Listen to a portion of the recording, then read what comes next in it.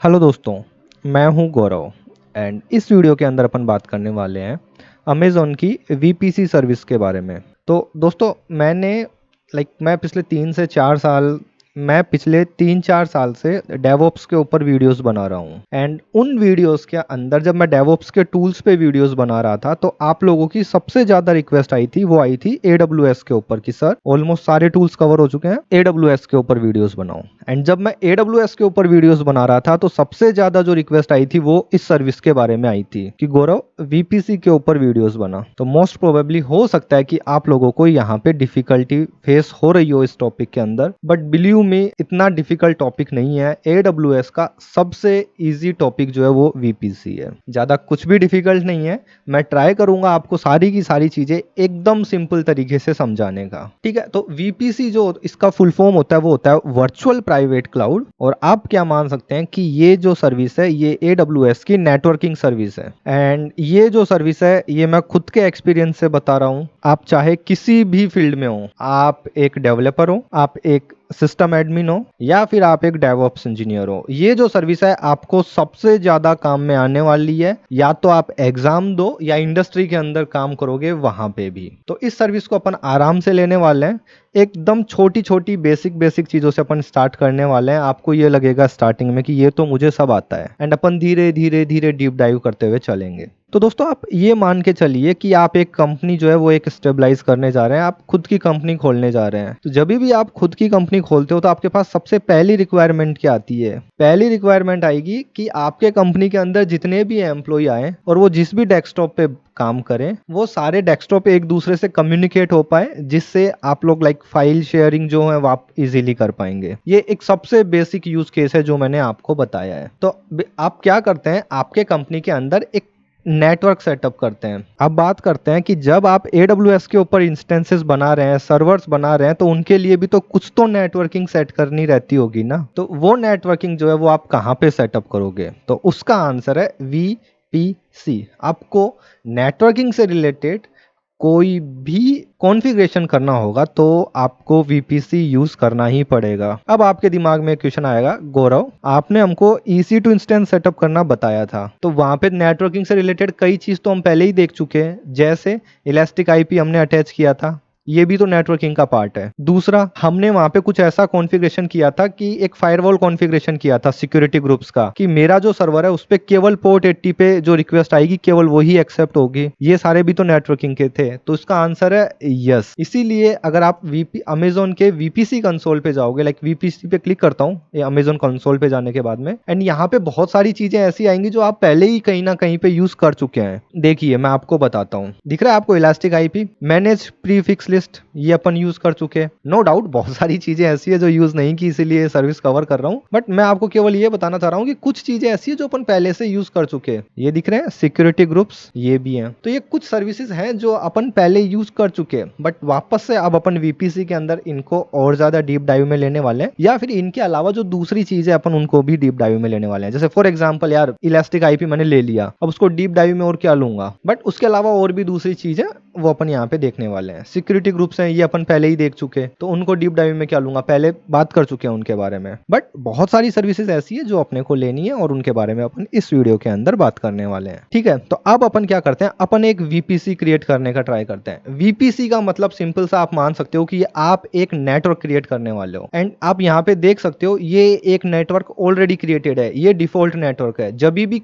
आप कोई भी EC2 इंस्टेंस क्रिएट करते थे तो वो इस एक डिफॉल्ट नेटवर्क को अटैच होता था। लेट मी शो यू, एक नया टैब डुप्लीकेट टैब करता हूं, एंड यहाँ पे मैं EC2 इंस्टेंस क्रिएट करने का ट्राई करता हूं। आई मीन क्रिएट नहीं करूंगा, केवल कॉन्फ़िगरेशन दिखाऊंगा आपको। अब आप देखिए यहाँ पे रनिंग इंस्टेंस जो है वो 0 है। मैं क्लिक करता हूँ एंड लॉन्च इंस्टेंस पे क्लिक करता हूँ, एंड लॉन्च इंस्टेंस के अंदर स्क्रॉल डाउन करता हूँ मैं,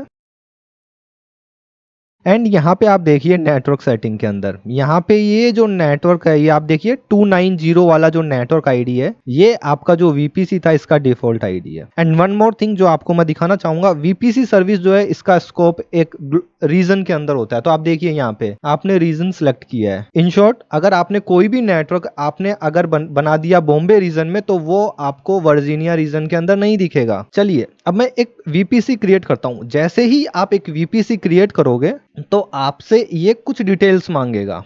डिटेल्स क्या मांगेगा, उनकी पॉसिबल वैल्यूज क्या होगी वो मैं आपको बताऊंगा। बट सबसे पहली चीज मैं आपको केवल ये बताना चाहूंगा, जब भी आप एक वीपीसी क्रिएट करोगे तो उसका जो स्कोप है वो एक रीजन रहेगा। तो अपन एक वीपीसी क्रिएट करने वाले हैं, मैं इसका नाम दे देता हूं। यहाँ पे आपको देना है CIDR ब्लॉक। ठीक है, अब बात करते हैं कि गौरव इसकी पॉसिबल वैल्यूज क्या क्या हो सकती है। तो इसकी पॉसिबल वैल्यूज ये हैं कि आपको प्राइवेट आईपी देने होते हैं। पब्लिक आईपी तो आप नहीं दे सकते यहाँ पे, क्योंकि ये आप आपका प्राइवेट नेटवर्क क्रिएट कर रहे हैं, कोई पब्लिक नेटवर्क क्रिएट नहीं कर रहे हैं। जब आप प्राइवेट नेटवर्क क्रिएट करोगे तो आपको एक प्राइवेट आईपी की रेंज देनी होगी। अब आप बोलोगे कि गौरव मेरे को नहीं पता कि प्राइवेट आईपी की रेंज क्या होती है। देन गौरव का रिप्लाई ये है कि बॉस मेरे को भी नहीं पता। ठीक है, चलिए नेट पे सर्च करते हैं और देखते हैं कि क्या क्या पॉसिबल प्राइवेट आईपीज हैं। वैसे तो मुझे पता है, बट फिर भी मैं ये मान के चल रहा हूँ कि मेरे को नहीं पता है चीजें। प्राइवेट आईपी रेंज, जैसे ही मैं ये क्लिक करूंगा, ये दिख रहा है आपको क्लास ए, क्लास बी और क्लास सी। अपन इन चीजों में नहीं जाएंगे कि कौन सा क्लास का क्या है, किस क्लास में क्या होता है। ठीक है, क्योंकि ये नेटवर्किंग की क्लासेस नहीं है, और जितनी नेटवर्किंग आपको यूज आएगी उतनी अपन यहाँ पे पूरा कवर करेंगे। तो आप लोगों को ये भी नहीं लगेगा कि मुझे ये चीज नहीं आती है। तो इन शॉर्ट आप ये देखिए कि एक तो ये जो 3 आईपी हैं ये आपके लिए अवेलेबल आईपी हैं। तो इन तीनों में से कोई सा भी आईपी आप चुन सकते हैं। ठीक है, पहली चीज तो ये। बट ये जो है ये एक रेंज है कि इस आईपी से लेके और इसका इस रेंज का मतलब क्या है, पहले मैं आपको वो एक्सप्लेन कर देता हूँ। कॉपी किया मैंने, ये नोटपैड ओपन करता हूँ। इस रेंज का सिंपल सा मतलब ये है, ये देखिए कहाँ से स्टार्ट हो रहा है, 192.168.0.0 से लेके अब ये चलेगा ऐसे, और ये जाने वाला है कहाँ तक, ये जाएगा 255 तक। ठीक है, अब आप में से कुछ लोग बोलेंगे कि मैक्सिमम 255 तक क्यों जाता है। आईपी एड्रेस होता है ये 32 बिट के अंदर अपन डिफाइन कर सकते हैं, और इसकी जो बिट होती है वो 8 8 के जोड़ों में होती है। आप यूं मान के चलिए, मतलब आप इसको कन्वर्ट करो 8 बिट के अंदर। ठीक है, तो 192 इन बाइनरी कितना हुआ। ठीक है, तो ये जो ऊपर वाला जो आईपी एड्रेस था, इसको देखो मैंने यहाँ पे नीचे कन्वर्ट कर दिया किसके अंदर, बाइनरी फॉर्म के अंदर। इसकी मिनिमम वैल्यू क्या हो सकती है, जब सारी की सारी बिट जीरो हो, मतलब 1 2 3 4 5 6 7 8 सारे के सारे बिट जीरो, और मैक्सिमम वैल्यू क्या हो सकती है, जब सारी की सारी बिट 1 1 1 1 एंड 1 हो। तो इसलिए यहाँ पे मैक्सिमम जाएगा 255। जैसे ही ये बिट मैक्सिमम पहुंच गई, अब इस वाली बिट को एक इंक्रीज करना है, तो नेक्स्ट आईपी एड्रेस क्या होगा, नेक्स्ट आईपी एड्रेस रहेगा 1.0।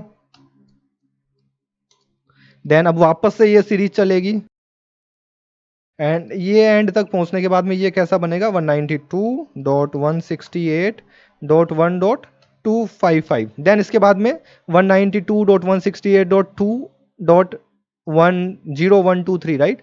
और ऐसे करते करते ये लास्ट जो सीक्वेंस पहुंचेगा, ये पहुंचेगा 192.168.255.255। ठीक है, इतना समझ में आया। तो इस तरीके से अपन आईपी रेंज, आपको इतना तो समझ में आ गया होगा कि अब जो आपको आईपी रेंज देनी है इनमें से कोई एक देनी है। चलिए मैं अज्यूम कर लेता हूं कि मेरे को जो आईपी रेंज देनी है वो मेरे को ये देनी है 192.168.0.0। कॉपी कर लिया मैंने ये। अब जैसे ही आप यहाँ पे पहुंचोगे तो आपके सामने एक अलग ही चीज आ रही है कि इसको आईपी रेंज चाहिए ही नहीं, इसको तो आईपी एड्रेस, इसको चाहिए CIDR।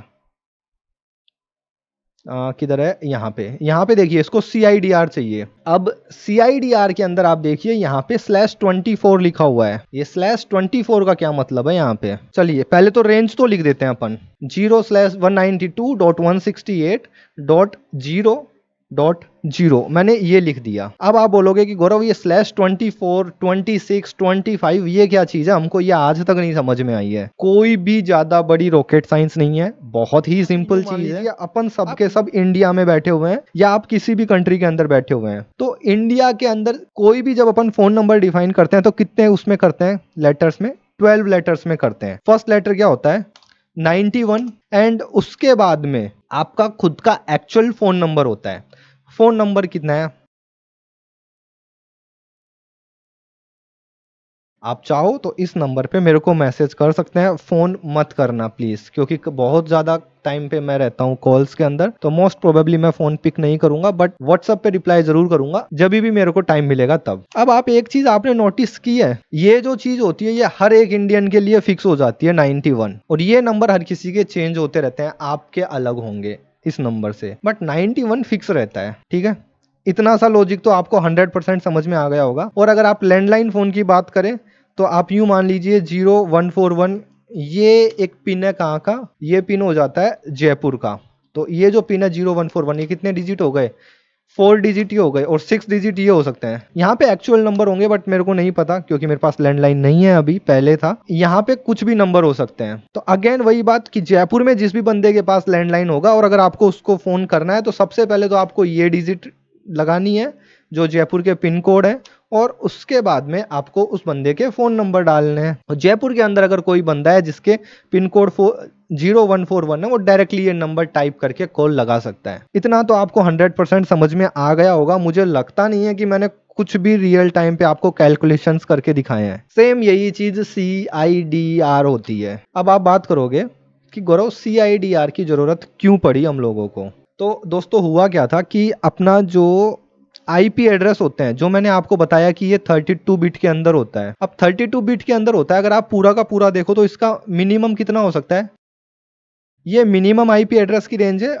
और मैक्सिमम IP एड्रेस जो होगा वो ये हो सकता है, ठीक है। तो ऊपर वाला जो है वो एक तरीके से 0.0.0.0 है, और नीचे वाला जो है वो है 255.255.255.255, ये वाला, ठीक है। ये चीज है, इतनी सी चीज है। अब हुआ क्या, ये मतलब मैक्सिमम IP एड्रेस कितने हो सकते हैं, इनका अगर परम्यूटेशंस एंड कॉम्बिनेशंस करें तो ये होंगे 2 की पावर 32, ठीक है। 2 की पावर 32 कितना होता है ये आप कैलकुलेट कर लो। अब जब 2 की पावर 32 हुआ तो मतलब अपने पास टोटल इतने IP एड्रेस हैं, इससे ज्यादा तो हो ही नहीं सकते किसी भी कंडीशन में, इससे ज्यादा IP एड्रेस तो हो ही नहीं सकते। अब हुआ क्या, मैं खुद, मेरे पास 4 फोन है, मेरे पापा के पास 3 फोन है, मम्मी के पास 2 फोन है, भाई के पास 1 फोन है, उसके बाद में घर के अंदर एक राउटर लगा हुआ है, राउटर के बाद में घर के अंदर IoT डिवाइसेस हैं, उनको IP एड्रेस भी चाहिए होते हैं। तो ये जो IP एड्रेस हैं ये कम पड़ने लग गए। समझ में आया, या फिर भी नहीं समझ में आया तो यूं मान के चलिए कि यूं मानिए कि इंडिया को रेंज मिली है, वो कितनी रेंज मिली है,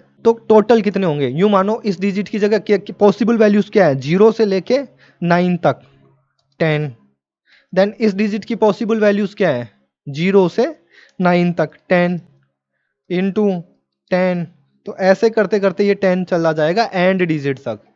तो ये कितना हो गया, 10 की पावर 12, राइट। तो अपने पास मैक्सिमम इतने फोन नंबर हैं। सेम वही चीज यहाँ पे था कि अपने पास मैक्सिमम IP एड्रेस इतने थे, जो है 2 की पावर 32, और डिवाइसेस बढ़े ही जा रहे हैं, बढ़े ही जा रहे हैं। जब डिवाइसेस बहुत बहुत बहुत ज़्यादा बढ़ने लगे तो अपने को अब ये था कि अब करें क्या, डिवाइसेस तो बहुत सारे हो गए और इतने IP एड्रेस ही अवेलेबल नहीं है, हर एक डिवाइस को एक IP एड्रेस चाहिए।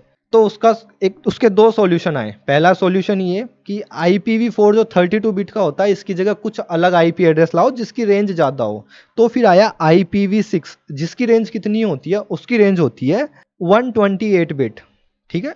तो बहुत बड़ा रेंज मिल गया अपन लोगों को कि हाँ भाई अब ठीक है, कितने भी IP एड्रेस हो अभी के केस में मैनेज हो रहे हैं। बाद में वापस जनसंख्या वृद्धि हो रही है तो हो सकता है वो भी कम पड़ जाए, बट IPv6 आया, और उसका जो शॉर्ट टर्म इलाज आया वो आया CIDR, और उसका जो शॉर्ट टर्म इलाज आया वो आया, और उसका जो शॉर्ट टर्म उपाय आया वो आया CIDR। चलो CIDR की फुल फॉर्म क्या होती है मैं आपको ये भी बता देता हूँ। इसकी फुल फॉर्म होती है क्लासलेस इंटर डोमेन राउटिंग, ठीक है। एनीवे अपन इसमें नहीं जाएंगे, बस आपको कहानी सिखानी थी मुझे, आप लोगों को कहानी मैंने बता दी कि ये क्यों आया। तो अब आप बात करोगे, अब अपन अपने वापस टॉपिक पे आ जाते हैं कि गौरव ये IP एड्रेस तो तूने रख दिया, अब इसके आगे /24 आएगा, /26 आएगा, /16 आएगा, वो कैसे पता करें। तो यूं मान लीजिए 192.168.0.0 अपन ने रखा है यहाँ पे, एंड अपन अभी नोटपैड पे चलते हैं। तो ये जो था ये अपना था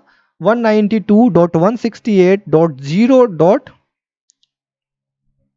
इसको भी मैं 0 कर देता हूँ, 1 2 3 4 5 6 7 8, ठीक है। तो ये हो गया 192.168.0.0, ठीक है। अब मैं आपसे पूछूंगा कि आप मुझे ये बताओ कि आपकी जो रेंज है, लाइक आपको कितने सर्वर चाहिए। आप ये बोलोगे कि गौरव मेरे को ना 100 सर्वर चाहिए मैक्सिमम मेरे कंपनी के लिए, तो मैं आपको बोलूंगा कि अगर आपको 100 सर्वर चाहिए तो ये देखिए, ये जो रेंज है, ये रेंज कहाँ से कहाँ तक स्टार्ट होती है। इसकी मिनिमम वैल्यू, जो ये जो चीज़ है, इसकी मिनिमम वैल्यू कितनी होगी। इसकी मिनिमम वैल्यू होगी 0, और इसकी मैक्सिमम वैल्यू कितनी होगी। अगर ये सारे के सारे बिट 1 1 1 1 1 हो जाएं तो ये मैक्सिमम होगा 255। तो आपको अगर 100 कंप्यूटर चाहिए तो इस रेंज के अंदर आ जाएंगे। तो ये पूरा का पूरा अपन स्टैटिक रख सकते हैं और केवल ये वैल्यू चेंज होगी। तो अपने को जो आईपी रेंज मिलेगी वो क्या मिलेगी, अपने को रेंज मिलेगी 192.168.0.1 से, या 0.0 से लेके 192.168.0.255। तो पहला पहला कंप्यूटर जो या जो सर्वर रहेगा उसकी रेंज, उसका आईपी एड्रेस ये रहेगा, लास्ट जो रहेगा उसका ये रहेगा। इसमें से कुछ आईपी एड्रेस ऐसे हैं जो AWS खुद रिजर्व कर लेता है, उस पर अपन बाद में आएंगे। इतना आपको समझ में आ गया होगा कि मेरे को अगर 100 कंप्यूटर चाहिए तो मैं इन सारी की सारी चीजों को मैं स्टैटिक रख सकता हूं। अगर अपन ये सारे के सारे स्टैटिक रखेंगे तो अब गिनिए इसके अंदर टोटल कितनी बिट आ गई। तो गिनिए, 8, 8 ही ये और 8 ही ये, तो टोटल कितनी हो गई ये टोटल हो गई 24। जैसे ये 24 हुई, और अगर आप यहां पे लिख दोगे /24, तो /24 क्या रिप्रेजेंट करेगा कि फर्स्ट 24 बिट जो है वो स्टैटिक हो गई, वो आपके नेटवर्क की आईडी हो गई। जो मैं बता रहा था ना जयपुर का पिन कोड, ये वही चीज़ है कि ये जो चीज़ है ये आपकी नेटवर्क की आईडी हो गई। और इसके बाद में ये जो वैल्यू रहेगी ये हर एक होस्ट के लिए अलग रहेगी, तो ये जो रहेगी इसको बोला जाएगा होस्ट आईडी। ठीक है, तो इस चीज को आप ऐसे कर सकते हो, बट यूं मान के चलिए कि आपको चाहिए, आपको ज्यादा चाहिए, तो उस हिसाब से आप कर सकते हैं। But for easy to use मैं यहां पे यूज करने वाला हूं /16। तो अब /16 के अंदर क्या होगा, /16 के अंदर ये दोनों स्टैटिक रहेंगे। आई मीन 192.168 जो है ये आपका नेटवर्क आईडी हो गया अब। ठीक है, क्योंकि स्टार्टिंग की जो 16 बिट थी वो आपने नेटवर्क आईडी सेलेक्ट कर ली है। तो 192.168 जो है ये आपके स्टैटिक हो चुके हैं। और अब आपको जो भी क्लाइंट रहेंगे, जो भी सर्वर्स आपके क्रिएट होंगे, उनकी वैल्यू वेरी होगी 0.0 से लेके 255.255 तक। ठीक है, चलिए आपने यहाँ पे CIDR डाल दिया है। केवल आपको इतना सा करना है, बाकी सारा का सारा कॉन्फ़िगरेशन डिफ़ॉल्ट छोड़ता हूँ एंड क्रिएट VPC पे मैं क्लिक करता हूँ। मेरा यहाँ पे शायद स्पेस रह गया, मैं इस स्पेस को रिमूव करता हूँ एंड क्रिएट VPC पे क्लिक करता हूँ।